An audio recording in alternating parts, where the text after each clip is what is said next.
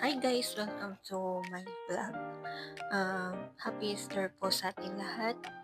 Um, Kanina pagising ko, kasi malapit na yung aming spiritual foundation.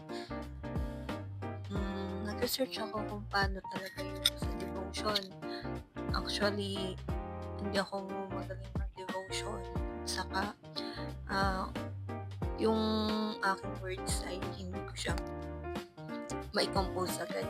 I mean, humingi ako kay Lord ng wisdom para straight ko yun, di ba?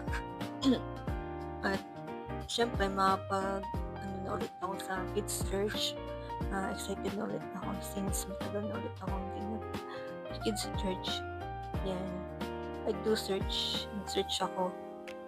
Tapos, on the other side pala, natitingin ako sa online shop ng mga bagay na hindi ko naman pala kailangan. Pero, masaya ako pag check out ko siya. Ayun. Nice. Libangan lang. Katulad noong mga ano bang aking in-add to cart dito? Itong mga ano nga to yan? Building blocks. Ayan. Ang kinuha ko ay yung Disney Princess. Wow. Tapos, nag-check out din ako nung mga yarn na ginagawa ko na hobbies ko, diba? Pero nawala ako sa aking flow. Kailangan kong matuto mag-devotion.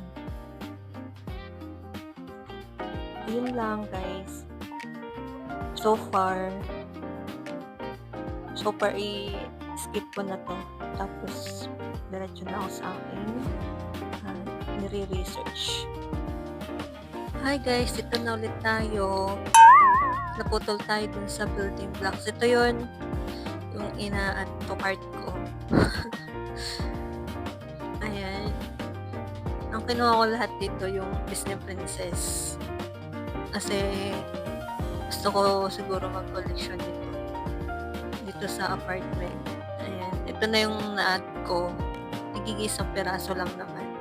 Tapos syempre itong aking yarn na ginagawa ko. Ito pala ay 354. Bilit ko. Maghanap na lang ako ng mura. Ito. Yung since lang naman gusto ko ay wala yung 250 na so balik tayo dito. Ayan, sana bata yun. Ito na siya. Ayun, ito yung na-add ko. 250.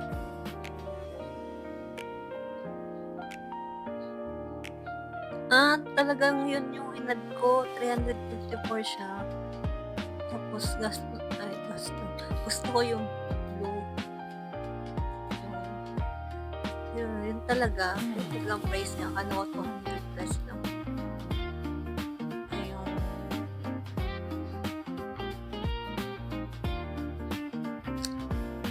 Ayun, tig-29 lang naman ito. Hindi mo siguro sama. Mag-add ng mga bagay, diba? Hindi ko pala na-add yung ito nga gayon.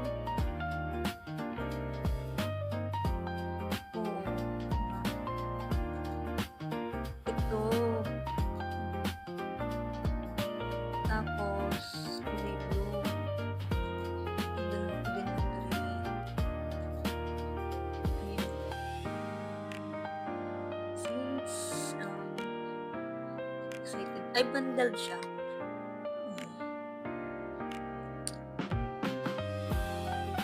Pero hindi siya nalabas. Okay. Sorry naman. Ayun, yun lang.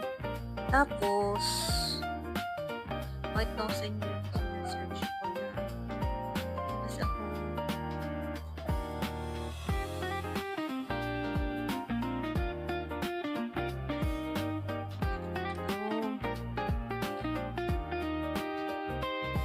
this is how nakalagay dito, how to read your Bible. Tinap ko siya. Siyempre, tinap ko siya, intindihin ko naman siya, diba? Quiet our hearts before God when we're reading the Bible. We live in this materialistic world, and our hearts are occupied by many things, which results in our inability to be quiet before God when we read the Bible. Oftentimes, we read the Bible with our eyes while we frequently have external things in our minds, like jobs, family, eating, drinking, making merry, and more. That kind of scripture reading is just going through the motion and cannot achieve results. And the Lord Jesus said, God is spirit, and they that worship Him must worship Him, the spirit and the truth. Ayan. Yung number one kasi tumutukoy siya na kung magre-read tayo ng Bible dapat si God lang yung nasa atin. Parang kumbaga, let the Holy Spirit in us to worship Him. Ayan. From here, we can see that if we want to achieve good results in reading Bible, first we have to quiet our hearts before God. Ayun na nga. When we read the Bible, we can first pray to God, calling on Him to protect us, our hearts, and can be quiet before Him. The things related to our lives in the flesh that have nothing to do with the truth, asking Him to enlighten and guide us. Understand the truth. If we often practice this way, we will take true gains with the Bible. Number two, number one, dapat si Lord yung sa isip natin, focus tayo sa isang bagay. Less distraction. Number two, focus on prayer, reading, and pondering God's words when reading the Bible. We all know that every word which God speaks is the truth and brings with God's will and requirements. If we don't seriously pray, read, and ponder God's words, it will be so hard for us to understand their true meaning. So if we want to achieve good results in reading the Bible and understand the truth within the God's words, we must carefully contemplate God's words with a heart of prayer and seeking. Ayan. This is the only way God enlighten and guide us to understand the true meaning of God's word. Thus the Lord Jesus said, ask and it shall be given you, seek and you shall find, knock and it shall be opened to you. Ayan. Focus. Yun. Number three, read the Bible in a targeted way that address our difficulties and problems. We cannot read the Bible aimlessly. Instead, we should read in the targeted way that address our difficulties and problems. That's the only way to achieve good result. Just God's words say, when you eat and drink the words of God, you must measure the reality of your own state against them. Ayun. That is when you discover your shortcomings in the course of your real experience. You must be capable of finding a path to practice of turning your back on your incorrect motivations and notions.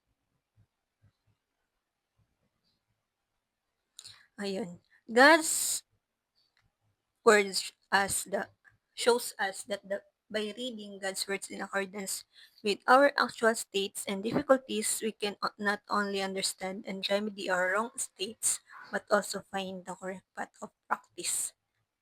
And where is that? Yun. Number one is quiet our hearts before God when reading the Bible. Ayan. Number two, focus on praying, reading, and pondering God's words when reading the Bible. Number three, read the Bible in the targeted way that addresses our difficult and problems. Kanina, binabasa ko sa inyo yung how to read the Bible, di ba? Na, syempre, aralin ko pa naman siya talaga. Binasa ko lang yan sa inyo para may idea din kayo sa Bible, sa pagbabasa, bukod doon, change topic tayo. Kahit ko sa inyo yung ginagawa ko. Kasi may nauna na akong yarn. So, ano lang siya, manipis lang. Ayan, no? Ayan. Gano'n lang siya tapos hmm, hindi ko na alam kung anong level ko diyan. As in wala naman talagang level, charis. Di pa siya tapos, sana deserve niya 'to, yung pagbibigay ko, 'di ba? Ayun lang, wala na akong idadagdag sa'kin.